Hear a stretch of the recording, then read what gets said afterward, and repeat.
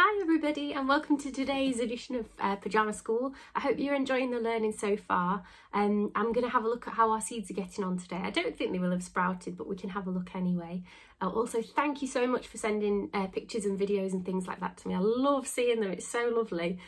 So do keep that up, it's great. If you don't mind me resharing things, just let me know as well, because some of them I know that you want just me to see it and that's absolutely fine. But if you don't mind me sharing it, then do let me know, because they're just fabulous. Thank you again, and I hope you enjoyed today's learning. Let's get going. Find a space and stretch out. Wiggle your fingers, turn your arms, and let's have a big stretch up. And can you do this? Put your arm behind you like that and push your elbow back. This stretches this long muscle here, which is called your tricep. This one here is your bicep. The one they always have really big ones in cartoons. Big strong biceps. Okay, and try the other arm, push that one back. And shake your arms. I'm going to let Jerry the lemur lead today's jumping activity as well. So I'll hand over to him now.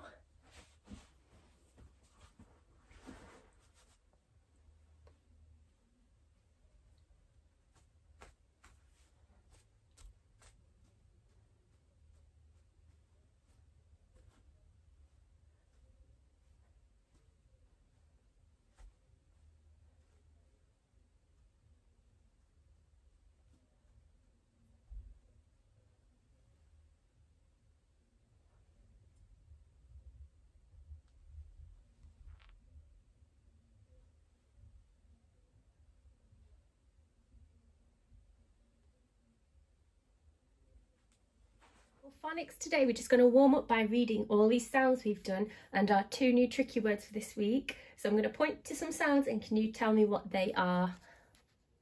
I, O, R, your, or, ow, ow again but a different spelling, ear, oi. And yesterday's sound was A. Okay, so we've got our 2 tricky words here. Let's go for this one. Well done if you said were. What about this one? That's where. It's got the sneaky word here in it. Where is it? Here it is. Where is it? Here it is. So try and use that one to help you, that little way of remembering it. I'm going to play a little game now. I'm going to hold these up and I'm going to say a word. And can you point to the one that I'm talking about? Were. That's this one. Where. Were. Were. Where. Okay, I'm going to hold them this way now. Were. Where. Where. Where. Did I trick you? Okay, I'm going to scramble them up. And I'm going to turn them back this way. I'm going to turn them around in a moment. Can you tell me which one says where? Well done if you said this one. Tell me which one says were. That one, fantastic. Okay, let's get ready for our sound of the day. Okay, so under here, I've got 2 words. One of them has our A sound in it, and one of them I've put in there to trick you. So let's see what our 2 words are. So the first one, A, E. That's not an A, is it? What do those 3 letters make? What sounds that? Can you remember? E, hairy, and T, A-les, tails. Which one has our A sounded? Can you point to it? Well done if you said tails. I'll put that one in there to trick us, because sometimes we have words that have this sound in, but when it's got the R as well, it becomes a trigraph. When it's just the 2 of them together, it's A. That makes me laugh, actually. Hairy tales. It reminds me of fairy tales. Maybe hairy tales could be fairy tales about hairy monsters. Something like that. Okay, so today's sound is going to be ooh. And it's a really cheeky way to remember this, so I'm going to have to whisper it. It's called ooh, ooh, poo at the zoo. That's funny, isn't it? So our sound of the day is going to be ooh. I'm going to write it with my letter join. Ooh. It's a bit cheeky. It's the only time we get to talk about poo at school. Ooh, ooh, poo at the zoo. So I'm going to draw somebody getting ready to clean the animals. I'm going to give him a little hat and a bucket. So you can have a go at drawing this as well in yours, or drawing something different. He's going to get a bucket to go and wash the animal pens, and maybe we'll give him a scooper as well. A pooper scooper. Ooh, ooh, poo at the zoo. I'm going to draw a little poop emoji there as well. That might help us to remember it. So whenever you see these two letters together, they often make the oo sound. There's another way that they can go together and make an o, like in book, but today, or in look, but we're just going to focus on the oo sound today. So I'm going to put some oo words underneath that we can sound out together. 4 words here, 1, 2, 3, 4, and all of them have our oo sound in them. Can you try and read those to yourself now? Pause the video. Okay, so I'm going to read them to you, or we can do it together. Z, oo, spells zoom. Next one, pa, oo, spells pool. Next one, sh, ooh, that's a longer word. You might have to cover it up like this. Sh, spells sham, and pa, oo spells, oh, that's cheeky, poo, shampoo. When we put it together, and that's what you wash your hair with, shampoo. And the last one, ta, oo, tool. Okay, well done if you've done those. I'm going to give you some words to write now, so get ready with your pen. Write the word moon. So I'm just going to draw a picture there to remind you. We're drawing the word moon. You can draw a picture too if you want to. M-O-O-N. Moon. M-O-O-N spells moon. M-O-O-N. Well done if you got that one. Next word, can you spell cool? Cool.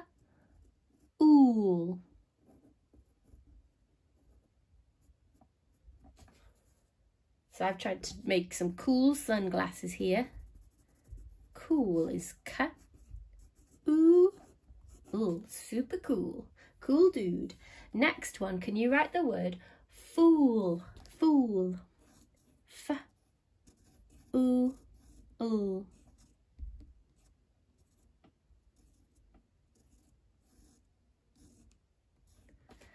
So sometimes you call a jester a fool. So someone who just jokes and does silly things might be a fool. So fa, ooh, fool. And last but not least, can you write the word smooth? So it's when something's quite soft and smooth. It's not rough. Rough is the opposite of smooth. S-m-ooth. S-m-ooth.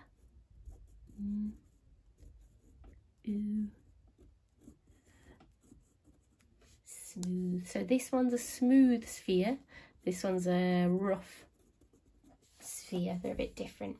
Okay, well done for that one. Good work today. It's all about number and place value. So what we're going to do is, I've made some little cutout cards. We've sent some out for this week's learning, and they're also downloadable online. I'd suggest doing number cards to 50, but if your child wants a super challenge, you could even try to 100. So what I've done is I've cut these numbers out, and what I'm going to do is I'm going to put them in order, going from the smallest and then up to the largest here. Then I've got another challenge for you. So hang on while I just try and organise my cards really quickly, and you can try and do this with yours at home. Okay, so I've got all my numbers in a row now. I only went up to 25 to just show you the start of this, and then it'll give you a chance to do it even trickier afterwards. Remember, you can use your 100 square to check if you've got the numbers in the right order, so keep that handy. The next thing, once you've put yours all in order, the next challenge you can try is on the back of each picture. So you can do them in order or not. On the back of each number picture, can you draw that number in 10s and 1s? So this one, does it have any 10s? No, it's just the number 1. So all we need to draw for that is just a 1, like that. So I'll put that one back there. The next one, 2. Does 2, oops, oh, it's gone jumping around. Does 2 have any 10s? No, it doesn't, does it? So I'm just going to draw 2, like that. 2. So I'll leave that one there, and I'm just going to jump to one of the higher numbers to show you what to do when it's something like this. So if we've got 18, remember our columns that we could put above them. We could put T for 10s and R for 1s. How many 10s does this one have? 1. So I'm going to draw 1, 10, like that. How many 1s does it have? Look under the off for 1s. It's got 8. So I'm going to go, I'll just put it down so it's easier for me to draw. 1, 2, 3, 4, 5, 6, 7, 8. So then we now know that that number is 18 on the front in numbers and on the back in 10s and 1s. So you can try that for all your different ones. As a practice now, if I show you this number in your book or on a little scrap piece of paper, can you tell me how to draw that? I'll just help you by writing T for 10s and R for 1s. How do you draw that number? What's its value? So the value of this one is 2 10s. The value of this one is 5 1s. So it should look 2 10s. 1, 2, 3, 5. Something like that. Oops, my line hasn't gone very well there. Should look like that. Well done if yours turned out that way. Okay, I'd love to see it. If you manage to get all of them done, it'd be fantastic to see. So do let me know.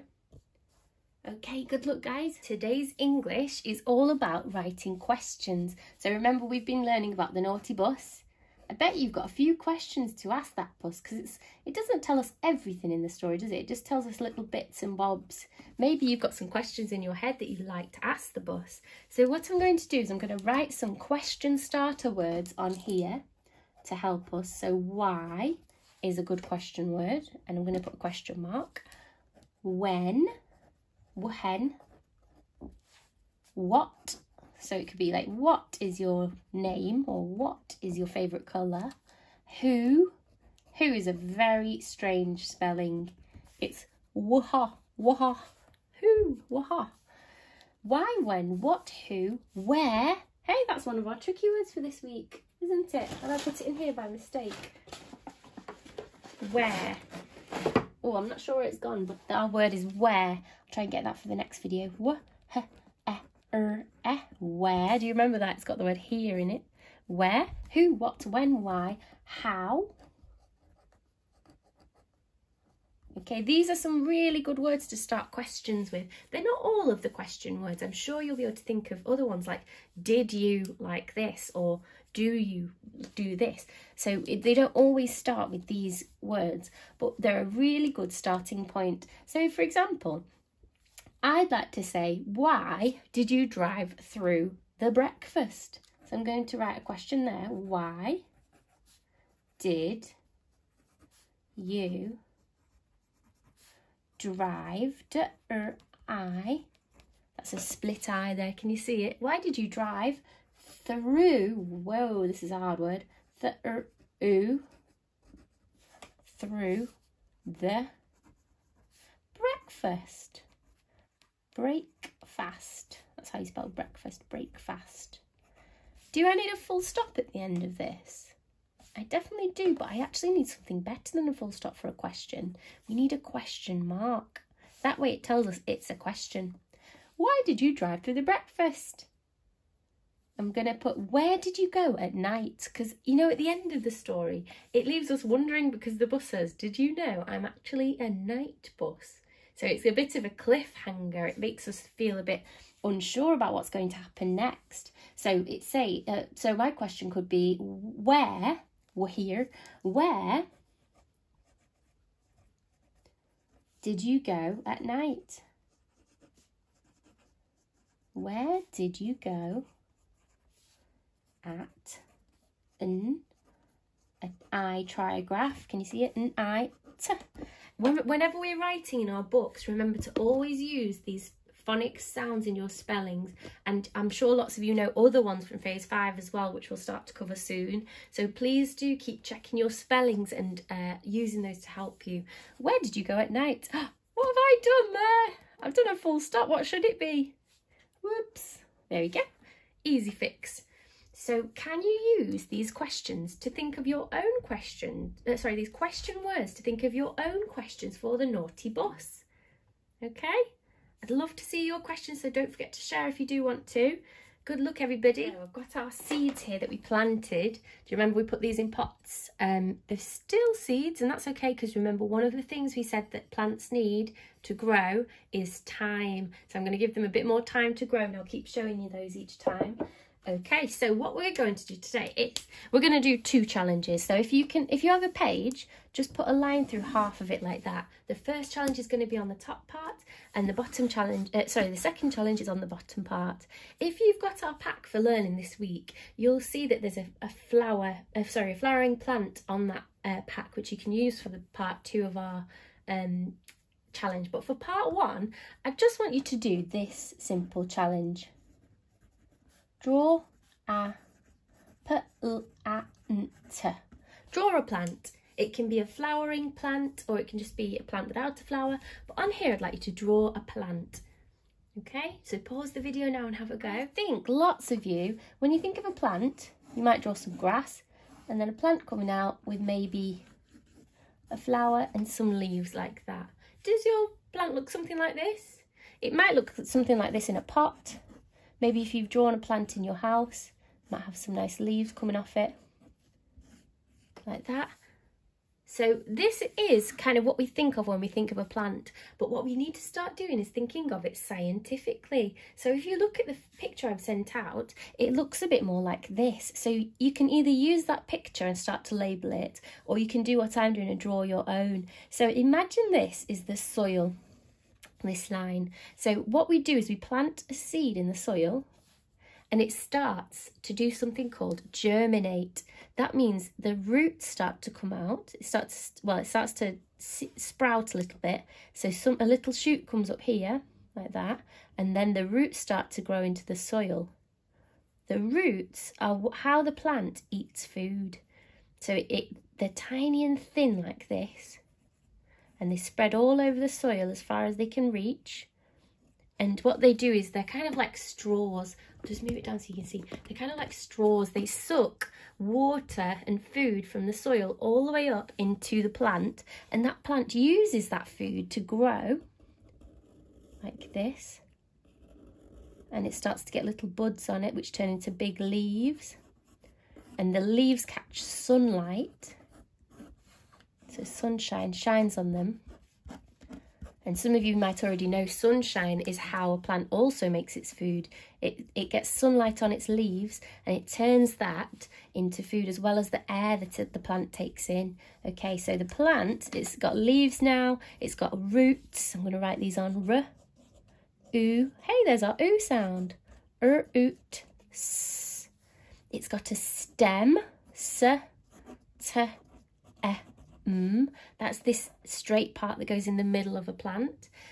This part was the seed, but now the seed is opened, that will probably start to disappear and degrade, like rot away. So, or will just start to be used by the plant to create roots and things like that. So we've got just seed. Oops, I've written seeds. Seed, roots, stem. We've got, what's this called? Leaf. And then eventually, once the plant is starting to get really healthy, it might start to grow a little bud on it. And that bud opens up, and then petals come out like this. And it grows a flower. So we've got a flower there. And these beautiful, colourful parts are called petals. So the flower grows petals, and then what happens later after that is some insects like bees. Bees are really good at this. Bees come along and they land. They think, oh, look at that beautiful, colourful petal. So it might be, I'm going to make this one bright pink. You might think, oh, look at that beautiful petal and that flower. What a gorgeous plant. I'm going to go and land on that and try and get some nectar. That's what the plant has inside it. So we're going to get some nectar. And then this bee gets covered in something called pollen, which I'm going to draw as yellow dots. And then he takes all that pollen to the next plant. And that is how plants start to grow their own seeds. So the bees, when they land on the flower, they drop little bits of nectar and pollen from other plants into the flower. And then that helps this flower create new seeds, which it then drops. You might have seen, I bet you've seen one of these, a dandelion, like that. Have you seen one of those that you can blow and then the seeds fly away from it like this? They look something like that. Have you seen those before in the garden? So that is when those kinds of plants have started to be able to create seeds, and then these seeds flow away, land into the soil, and then the whole thing starts again. So that was a really quick, simple way of how flowers grow scientifically, and it's got all the different parts of a plant. So we've got roots, seed, stem, leaf, flower, petals, and sometimes you get fruit. So in apple trees and things like that, you get fruit, or in berry bushes. So if I've missed anything that you spot, let me know. But this is scientifically how a plant grows, and it's a bit different to the first drawing that I did. I missed off quite a few of these vital ingredients, didn't I? I hope that's helped you understand plants a bit better. How about, if you can, on your next daily walk, you could go and have a look at some flowers. Just be really careful and delicate, but you could have a look if you can find their leaves or petals. Just ask an adult, because there's certain plants like nettles that if you touch their leaves it will sting you, so make sure you're not going near nettles, but you can have a look at lots of other different plants. Okay, good luck with that. I hope you enjoy. That's the end of our learning for today. I hope you've had a good time and that the plant learning was exciting for you. I hope you have a lovely time if you're going on your daily walks, and do get in touch if you want to ask anything or if you just want to share your learning. Hope you're all doing really well, and I miss you. I'll see you soon. Bye.